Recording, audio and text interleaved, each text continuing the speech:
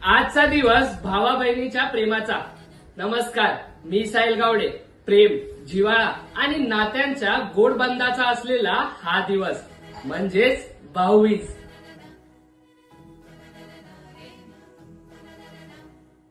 कार्तिक शुद्ध द्वितीयेला साजरी होते भाऊबीज। हा दिवस भावा बहिणींच्या अतूट नात्याचं प्रतीक आहे। पौराणिक कथेनुसार आजच्या दिवशी यमराज आपल्या बहिणीकडे म्हणजेच यमुना देवीकडे गेला होता। तिने त्याचे स्वागत करून त्याचे औक्षण केले व त्याच्या दीर्घ आयुष्यासाठी प्रार्थना केली। ते पाहून यमराज खुश झाला आणि तिला म्हणाला की तुला जे हवं ते माग।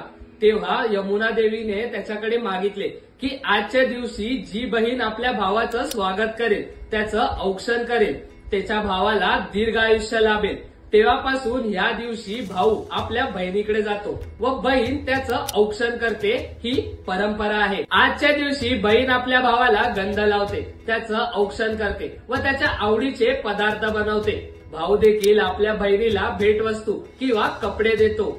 आजच्या काळात जे भाऊ आपल्या बहिणींपासून दूर आहेत ते ऑनलाईन एकमेकांना शुभेच्छा देतात, व्हिडिओ कॉलवरून औक्षण करतात, पण प्रेम मात्र तितकंच असतं।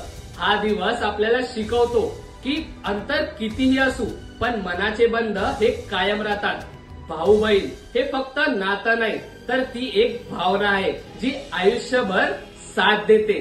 तर भाऊबीजेची ही माहिती तुम्हाला आवडली असेल तर व्हिडिओला लाईक, शेअर आणि सबस्क्राईब करायला विसरू नका आणि तुमच्या प्रतिक्रिया कमेंट मध्ये कळवा। सर्वांना भाऊबीजेच्या हार्दिक शुभेच्छा।